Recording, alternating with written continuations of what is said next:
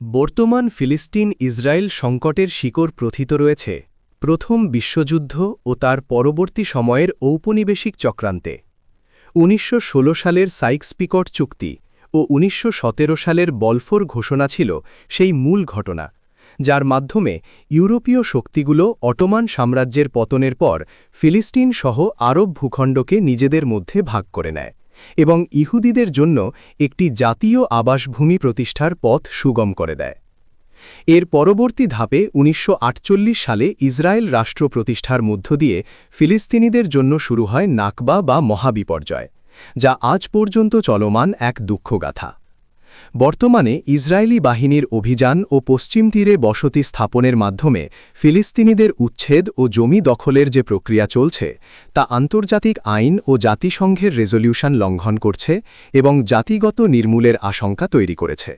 এখানে মূলত তিনটি পর্যায়ে আরব ও ফিলিস্তিনিদের সাথে প্রতারণা করা হয়েছিল। হুসেন-ম্যাকমোহন চুক্তি ১৯১৫-১৬। ব্রিটেন অটোমানদের বিরুদ্ধে আরব বিদ্রোহে সাহায্যের বিনিময়ে মক্কার শরীফ হুসেইনকে একটি স্বাধীন আরব রাষ্ট্রের প্রতিশ্রুতি দেয়। ফিলিস্তিন সেখানে অন্তর্ভুক্ত হবে বলে আরব নেতারা মনে করেছিলেন। সাইকস-পিকট চুক্তি ১৯১৬।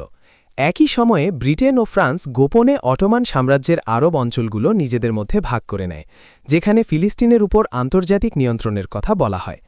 বলফোর ঘোষণা ১৯১৭।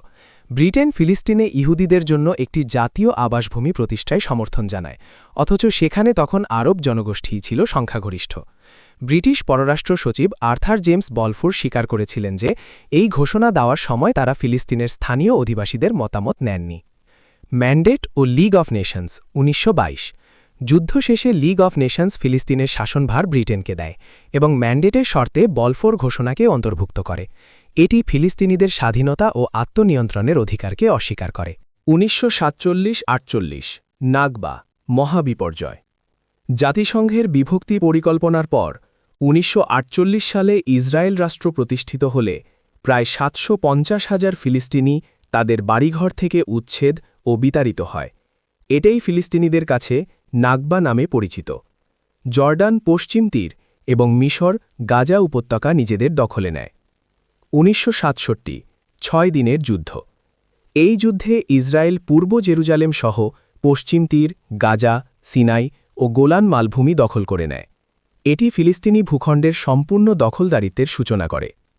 অবৈধ বসতি স্থাপন। ১৯৬৭ সালের পর থেকে ইসরায়েল অধিকৃত ফিলিস্তিনি ভূখণ্ডে অসংখ্য অবৈধ বসতি স্থাপন করতে থাকে, যা আন্তর্জাতিক আইনের সুস্পষ্ট লঙ্ঘন। এই বসতিগুলো ভূখণ্ডকে টুকরো টুকরো করে দিয়েছে এবং একটি স্বাধীন ফিলিস্তিন রাষ্ট্র গঠনকে কঠিন করে তুলেছে। বর্তমান পরিস্থিতি ২০২৬। জাতিসংঘের তথ্য অনুযায়ী গাজায় ইসরায়েলি হামলায় ব্যাপক বেসামরিক মানুষের প্রাণহানি ও অবকাঠামো ধ্বংস হয়েছে। জাতিসংঘের মানবাধিকার অফিসের প্রতিবেদনে ইসরায়েলি কর্তৃপক্ষের আচরণকে জাতিগত নির্মূলের সংখ্যা তৈরি করার কথা বলা হয়েছে।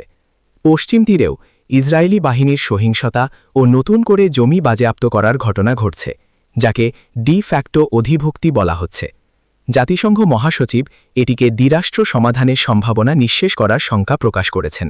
ভিডিওটি ভালো লাগলে অবশ্যই লাইক দাও, কমেন্ট করে তোমার মতামত জানাও আর শেয়ার করে সবাইকে দেখার সুযোগ করে দাও।